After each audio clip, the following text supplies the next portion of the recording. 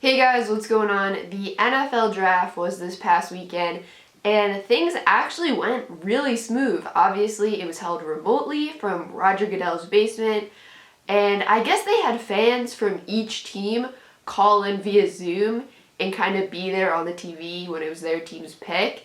But it was kind of awkward because Roger Goodell would be like, "Come on, boo me," because they were trying to play off the whole thing that he gets booed each year at the draft, and he's like, let me hear it. But it was just so uncomfortable and awkward because he was just like, "Come on, let me hear it," super monotone, and it made me uncomfortable even though I was sitting at home. But you low-key have to feel for Roger a little bit. Normally, he just has to announce the picks for round 1, and then usually in round 2 and 3 and onwards, there's some guests that come up and announce the picks. So it's not just Roger Goodell announcing every single pick.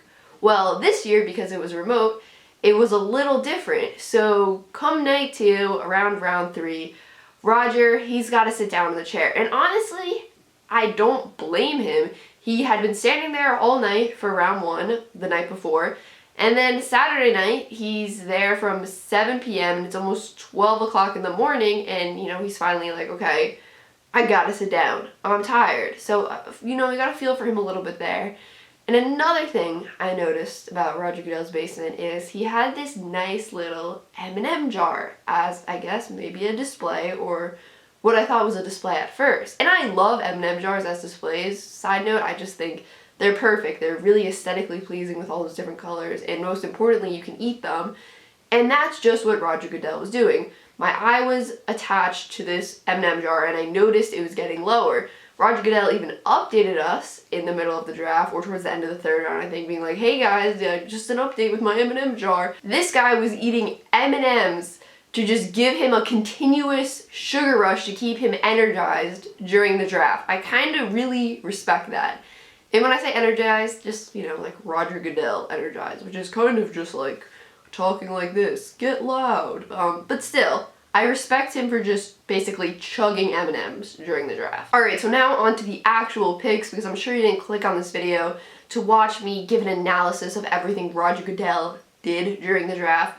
With the first overall pick, the Bengals obviously took Joe Burrow. This pick had been a lock for months, but for some reason, they still felt the need to have the clock run down a little bit before they put in that official "the pick is in" graphic.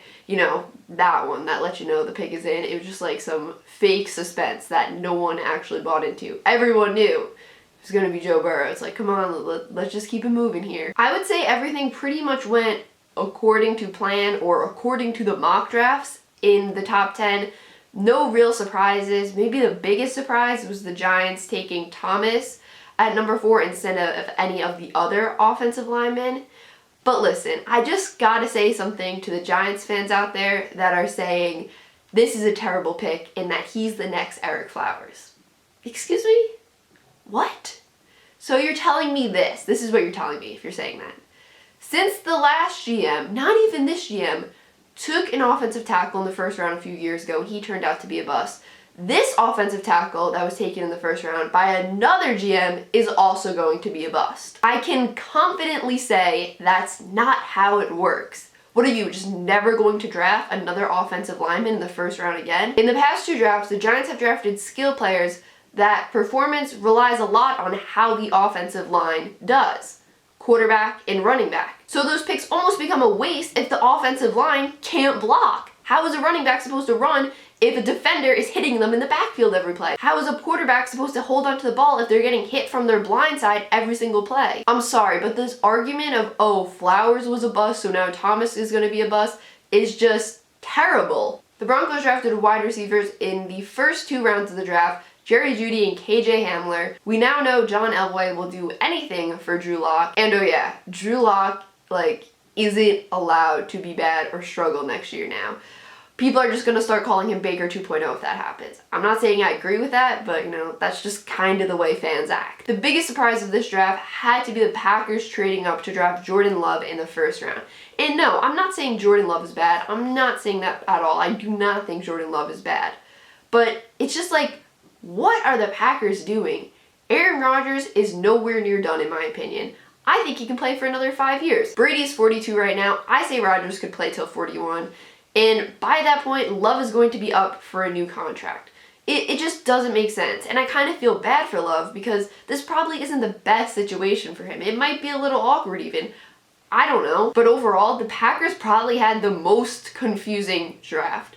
Like, what were they doing? You don't draft one wide receiver in one of the best wide receiver draft classes ever. Not one in any round. I'm not saying, oh, you gotta draft one in the first round or the second round or the third round, but you're not drafting one in the whole entire draft? And remember, this is a position the Packers could use. They could really use a player that complements Devontae Adams. I don't know, do they all of a sudden just hate Aaron Rodgers? Rodgers has got to be sitting there like, hey guys, why do you hate me? We got to see the coaches and GMs war room setting inside their home because of this remote setup. Kliff Kingsbury's home went kind of viral because, I mean, look at it. He definitely lit that fire pit just to make it look even more aesthetic for the camera. I know Sean McVay and Kliff Kingsbury are friends, but when I see this picture, inside my head at least, I just think Kliff Kingsbury's gotta be like, hey guys, I actually might be the coolest young head coach in the NFL.